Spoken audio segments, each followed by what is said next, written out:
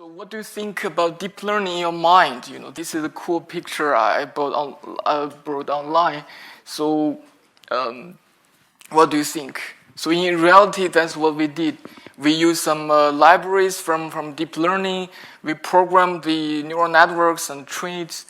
But when the media reports about artificial intelligence, it looks like so fancy. Here, today I will demystify what's deep learning. So I'm a master student of informatics at WuXi. My focus is on machine learning and deep learning. Today I will give you a brief introduction. I've already talked about it, so let's skip this. So there's few terminologies about machine learning and deep learning. So basically in machine learning, our goal is want to teach the computer to learn something from the data we give it to it. There are several fashions of machine learning. One way is called supervised learning, where you tell the data there's some ground truth about the data. Sorry. Yeah. This one? No? So, in the unsupervised fashion, you don't tell it for example, in image classification, we don't tell this is cat, don't tell this is dog. So we want to train a classifier to automatically recognize it. And that's what we did badly now. Another scheme is called reinforcement learning. AlphaGo is based on that. Like here we have a mouse, we can call it alpha mouse. It's in a maze. It wants to get out of the maze, and it moves some steps, which we call action, and get a reward by the environment. If it moves a correct direction, it will be rewarded. If it moves a bad direction, it will be punished.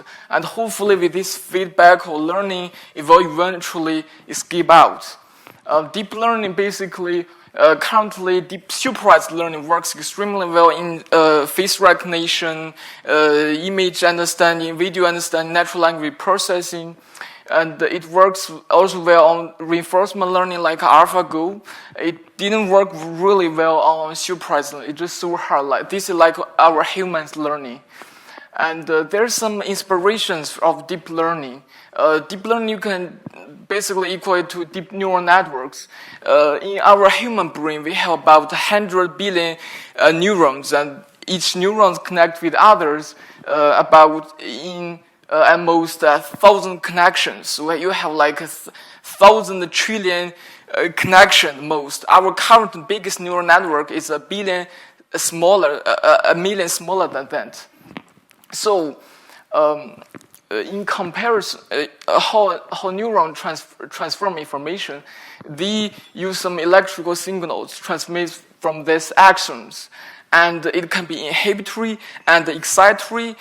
Each neuron will make a decision based on all the inputs that comes to it.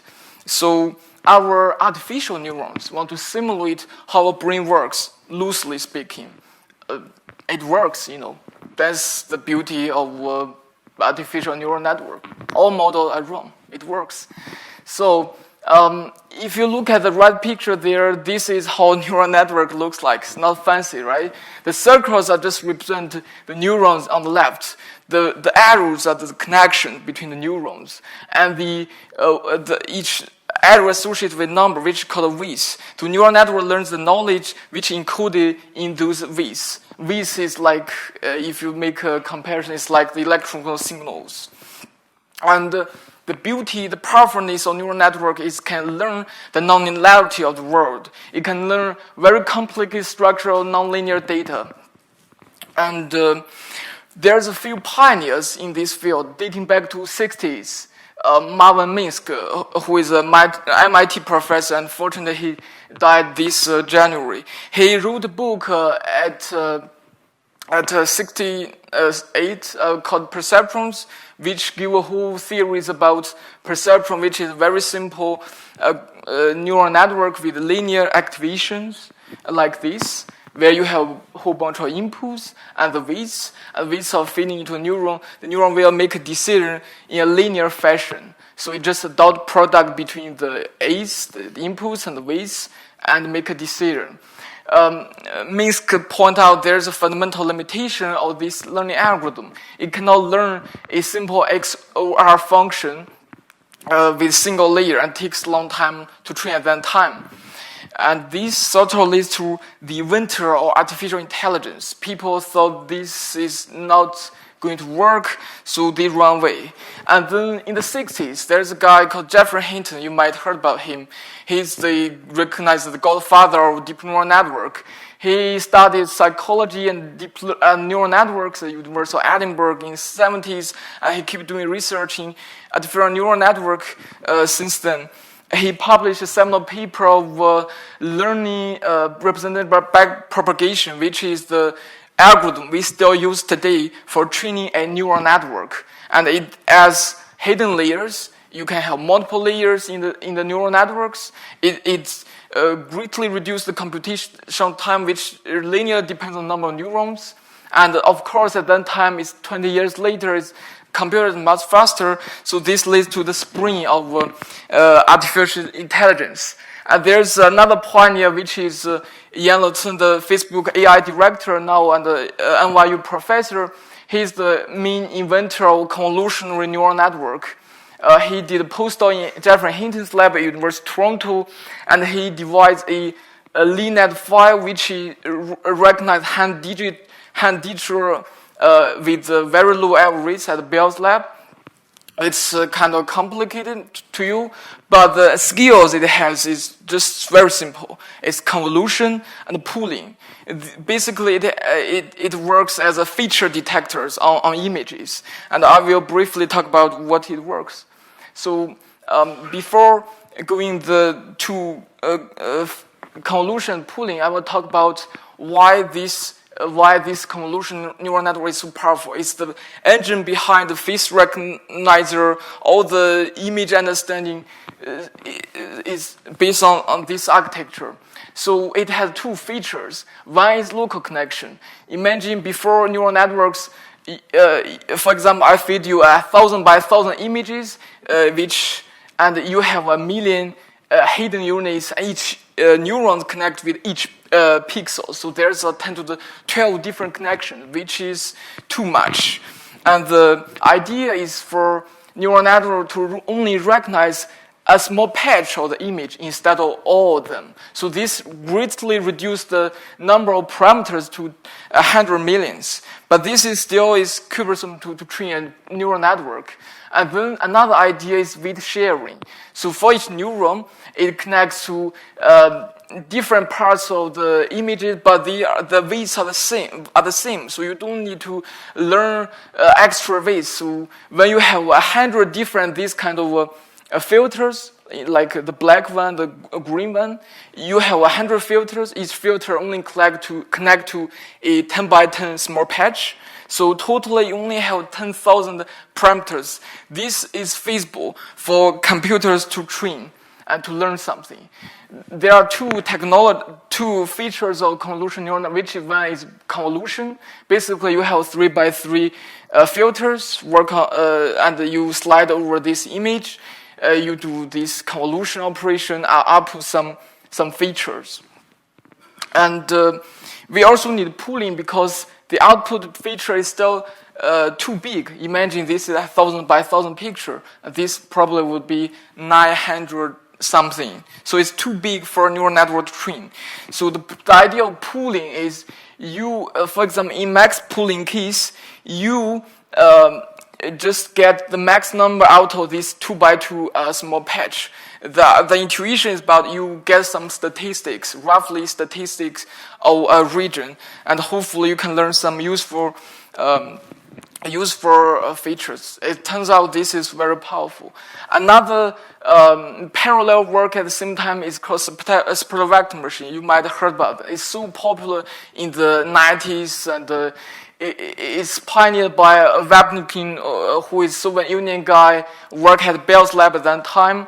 The beauty of spectral vector machine is there's a very good theory behind that. Neural network doesn't have much theory about why it works well in terms of theoretical construction.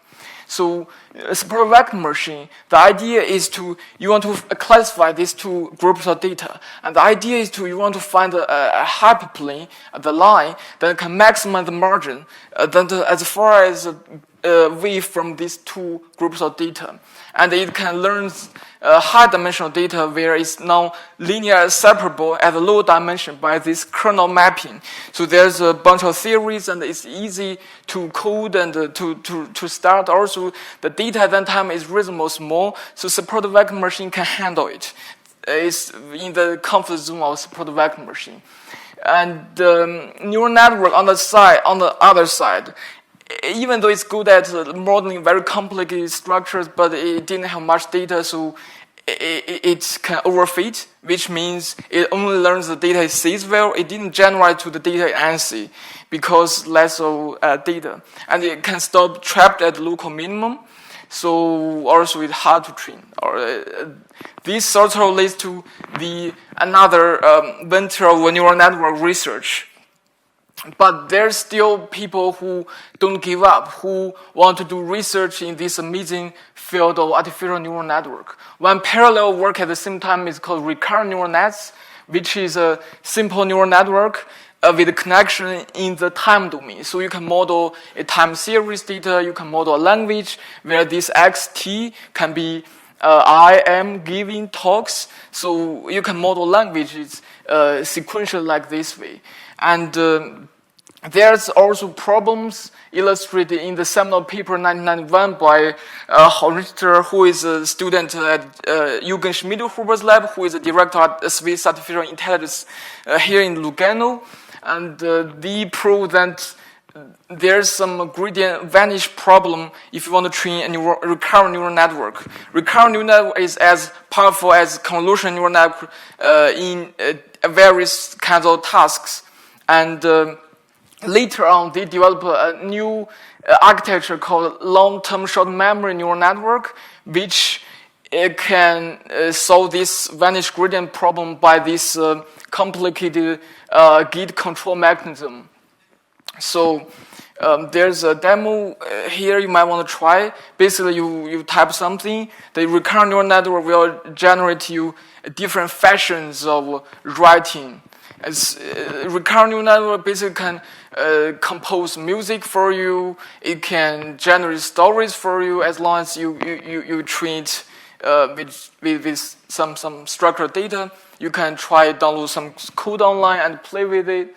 So the story goes on about deep learning. So in 2003, the Canadian Institute of Advanced Research agreed to fund a 10 years grant for deep learning for neural network researcher like Geoffrey Hinton, with 10 million Canadian dollars. And Geoffrey Hinton was very happy about this. And since neural networks is very horrible at that time to everyone, so he basically rebranded this to deep learning. And story goes on. He published several seminal papers on Science in 2006 about dimension reduction of deep learning. And since then, there's people joining this community, and it grows exponentially faster. There's also other pioneers. Yoshua Benjio from University of Montreal, Lisa's lab, he contributes to this research in unsupervised learning, natural language understanding. Also, the Baidu chief scientist Andrew Ng, who is pioneer in leading the large-scale deep learning applications. So that's basically about the brief history about deep learning. And what we in reality do is we try to generate some data. It can be images, videos, audio signals, texts, you name it. Output can be translation from English to French. It can be localization or object or a big image. It can be generate caption for it. So, and basically what we do in, basically what we do in reality is we split data into training data and validation data. You tune your parameters. There's a whole bunch of hyperparameters which you need to tune it by experience, tune it based on validation data, and hopefully it can generalize well on the test data. So there are two phases in terms of training. There's a forward pass where you initialize the weights, the numbers, basically the matrix, initialize the weights, and do the forward propagation of weights down through these layers to the output. And then at the output, this is supervised fashion where you know the target Y, the ground truth. This is cat, which is 1, a dog, 0. So you know the ground truth. You calculate the discrepancy between what you predict Y hat and the target Y. So you calculate the gradient of this error function with respect to the weight. So you propagate all the errors back. And this, as you can imagine, this huge matrix vector multiplication, which takes quite a bit of time. So in terms of optimization, how to update the parameters with first order gradient descent. Of course, it didn't work on gradient descent with the full data because you can have millions of images, billions of images. So what people came up with is stochastic gradient descent or mini batch gradient descent, where you update your weights with respect to one data point or a batch of data points, and it can converge, proved by theory, but in practice there are some issues. So people came up with some tricks to make it work as well. That's the beauty of engineering. So one idea to make it converge is to use a momentum. The idea of momentum is basically use the past information of what's your direction of gradient, and you add to the current gradient and make an update. Another fashion of natural momentum update is basically you calculate the gradient momentum first and the update, which is kind of correction. And then the actual step, it turns out to a little bit precisely and works a little bit better. So here's a little demo of different variants of optimization techniques. As you can see, add a grid and NEG, they works better than the naive stochastic gradient descent. So all this is an actual research field in how to make it converges well and faster. Basically, you can what the parameter you can play with is the learning rate. The learning rate cannot be too fast, cannot be too small. You can adaptively adjust the learning rate based on the condition you are, roughly speaking. So even there's also a second order methods like Newton's method, but it didn't work because you need to calculate the huge hashing thing is infeasible, and there's quasi-Newton's methods that can work on the whole data, but it cannot work well on this batch data because in reality we trained not feed the whole data into the memory, but feed each batch of data into the memory. So there are problems. Even though neural network is so powerful to approximate any function, but it's very hard to train at that time. And people come up with lots of tricks to make it work. So one is initialization. The matrix, the numbers in the matrix cannot be too big, cannot be too small. It can be initialized well in a region that can learn quickly. Also, sometimes you need to pre-train the model to make it later on learn faster. Also, you might need to feed more data into the neural network. There's a famous metaphor which is rocket and fuel. So the data is the fuel and the neural network is rocket.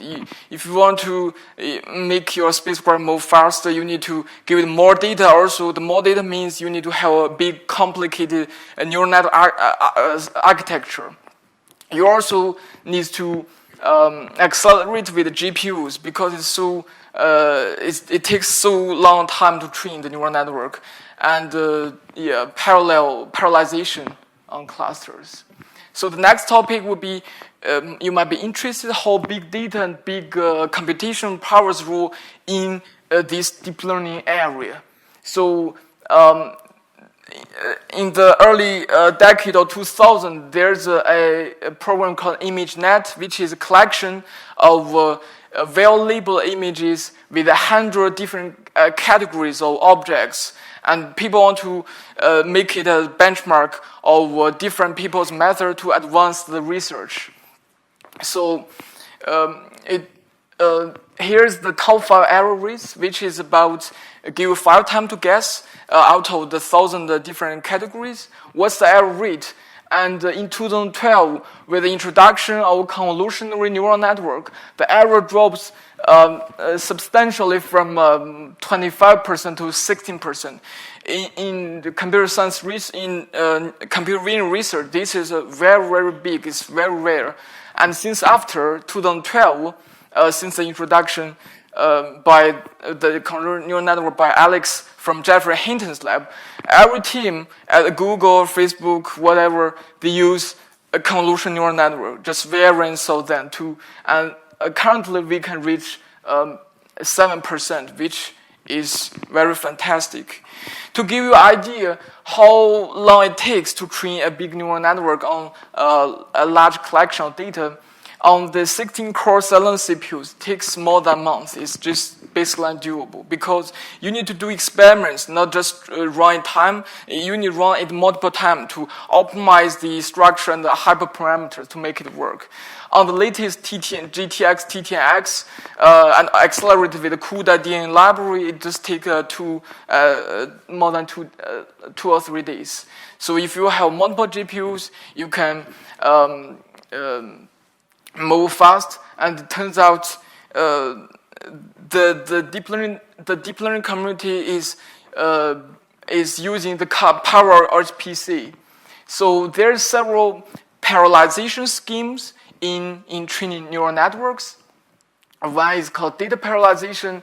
So the neural networks or the GPUs train the neural network with the same weights, but they use different data. And then the problem is due to the bottleneck between the data transferring between the different servers, because you need to synchronize the gradients. You need for the network to learn consistent. You need to synchronize the weights in the backward parse, and it has to transfer big matrix. So I didn't scale very well on large clusters, but it's just easier to implement because you just split the data. There's another fashion called model parallelism. This is extremely good for a company like Google when they want to train billions of connection neural network, which cannot fit into a memory of a single GPU. So the idea is for each machine, you train parcel of weights, and but you get the same data. So it's not easy. It's not hard to imagine. There's a paradigm which can hybrid these two methods.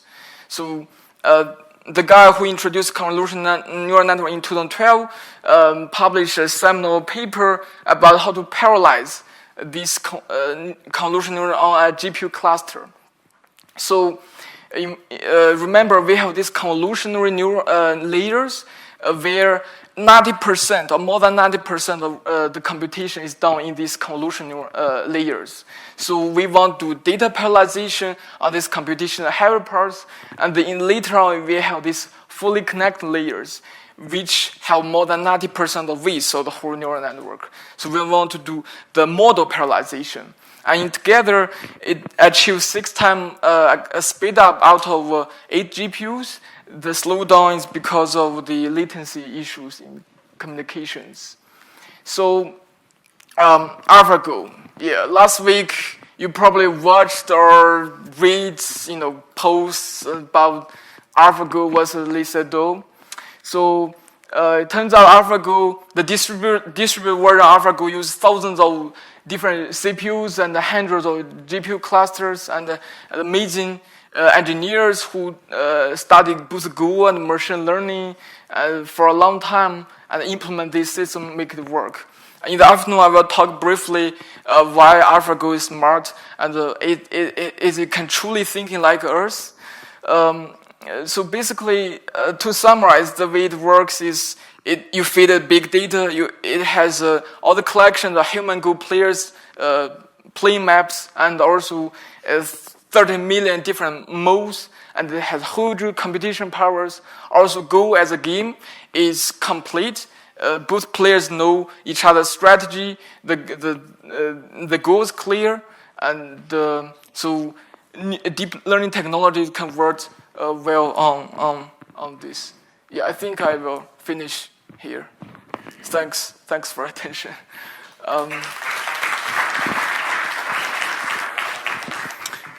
So any questions would be welcome.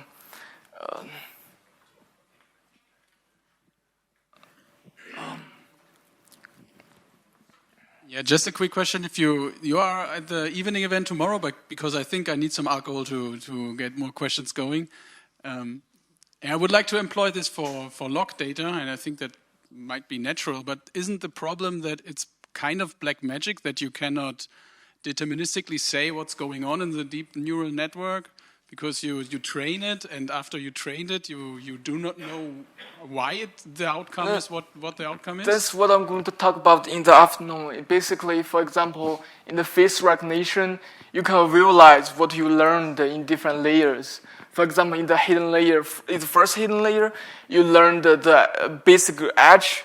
And in the second layer, you learn the organs, the parts of your face. And the final layer, you learn the whole global picture of face. So it's research going on, but yeah. Yeah, but you do not understand really what's going on inside, or it's hard to dump the knowledge and then understand what's going on in the neural network, right? Yes, so basically it's about the weights. You need to visualize them to understand what's going on. Yeah.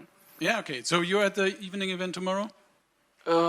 Yes, we can talk. Perfect. Maybe the last question, because lunch is ready.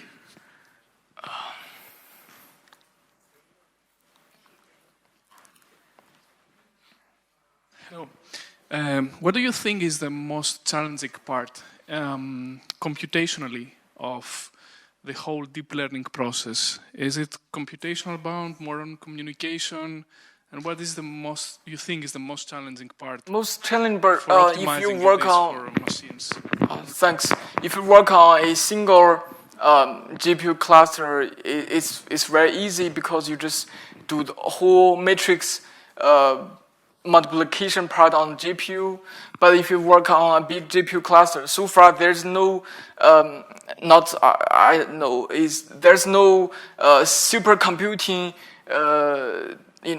application of GPUs because or deep learning, because you need is the bandwidth between these different servers is so small that in terms of deep learning, it just need to transfer the weights, the gradients, and this huge amount of gradient to transfer it. Imagine in this picture, so in this for GPU cluster, each GPU need to transfer its own gradient to others, while others have to wait. And once this finished, all others have to transfer. So this latency takes 20 milliseconds or something. It's very slow. So we need a Mellanox fast network card or something. Yeah. Okay, thanks a lot. Thank you. Thanks for attention.